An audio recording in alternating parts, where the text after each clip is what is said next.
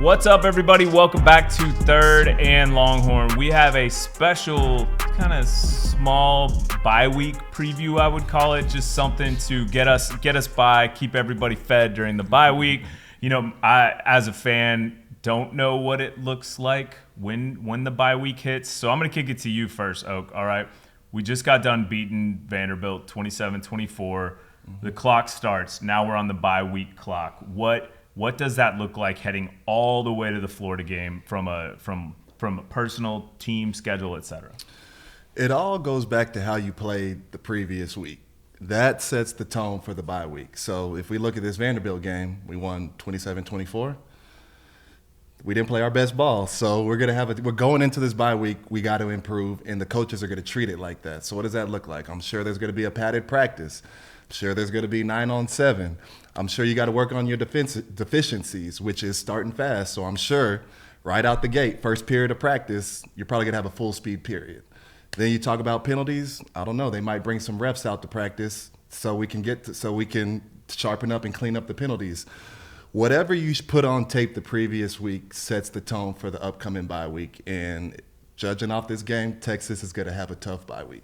Yeah. Well, okay. Also, tell me this, though. Is it during that bye week, are there a couple days off? Is everyday practice? Like, what does that look like? From what I remember, the schedule is normal up into the weekend. So you have your normal practices Tuesday, Wednesday, Thursday, and they might sneak in like a 6 a.m. workout on Friday, man, just to make sure you don't go out that Thursday night. Man. But then after that Friday 6 a.m. workout, you get to chunk deuce, you get to go home, enjoy the weekend, back at the facility Monday. Gotcha. And the thing is, what Oak's leaving out is that's a team dismissal. And then there's going to be a good amount of people that are going to get that text from their position coach, right? To where they're like, hey, what's your plans for the weekend? If you're in town, I want to get y'all together to do this Saturday afternoon. You know, like it's this way of you want to give them freedom, but you want them close by, right? You know what I mean? It's the same way I do my kids at the park. I tell them go play, don't go over there, and y'all go together. You know what I mean? So it's a little bit like that. And another thing with this bye week is you have to use it as an opportunity to allow for guys to get healthy. So what Oak's talking about that normal padded practice, yes and no. Oak was all everything when we played, right? So during our bye week, it will be first team out there, but Oak's not out there.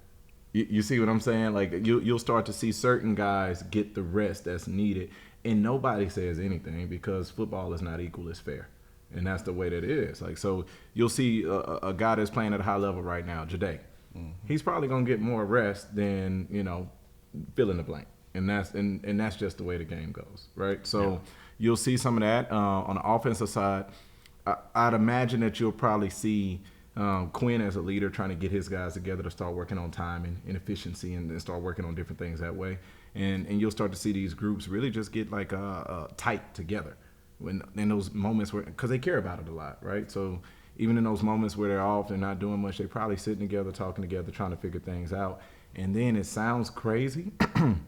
I wouldn't be super surprised if they're just taking a break, because like the pressure of winning can be a lot.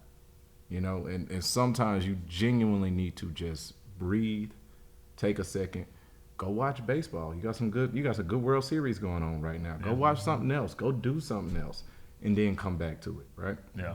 And also, I can guarantee every team says this heading into a bye week. There's a famous quote. Jay Hills know where I'm going with this. Don't be that guy. Yeah, man. And that's across every program. You always have the don't be the guy speech once you break out that last practice. And basically that just means we have all of our goals still in front of us. We have a lot of work to get done. Don't do anything that's going to set back the team. Don't do anything that's going to take us off track or off course. Don't be that guy. That makes sense. Well, then I also have a question from a different perspective. Okay, let's say I'm going to kick this to you, Hills. I'm Isaiah Bond, right? Like this game just ended. You probably already been resting, rehabbing, leading into this game, knowing you were going to sit out this game. But now you've got a whole extra week, as well as figuring out what happens that week going into the Florida game. What does that look like as far as rehab, rest, etc.? You're treating it like a pro. It's a good amount of rest, but it's a good amount of knowing like when to be sharp. You know, like you can get reps without running a rep. And if you're mature enough, you'll be able to learn through film. You'll be able to learn through other people's reps, and you'll be able to be locked into practice and get better without banging up your body. So Isaiah strikes me as that type. So I wouldn't be surprised to not see him having to go 100 miles per hour throughout the week and then still getting better. Yeah. Right. So a guy like that, I'd imagine that, you know, he's knowing when to turn it on, when to certain stuff. It's certain plays that are designed for you that you need to be, all right, we need to see and understand what this is going to feel like, what this is going to look like, what the motion is going to feel like. And that's when you're locked in. And then there's other times where, all right, listen, you're a clear out route on this one. You know how to clear it out. But at the same time, take care of yourself and understand, like, it's a delicate balance, right? Yeah. But the only way that you can really do it the right way is if you're mature.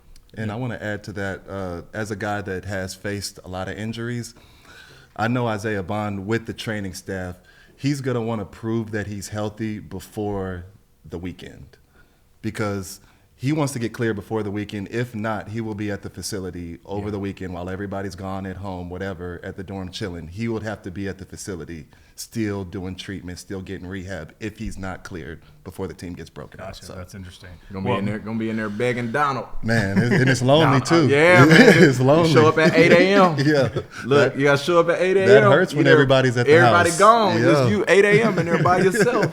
Well, and I think, look, we have him and we have Makuba, right? That are two that we're really focused on getting back. But you know, as someone who owns, you know, probably the top gym in Austin for sure. I don't know about Texas. I don't know the whole ranking system of gyms. I'll tell you, Men's Health Magazine called us the Texas powerhouse. But that was them. That was them. I didn't say that. That was them. He's had a nagging ankle injury, and but we've been playing him obviously because we needed him through that Georgia game, etc.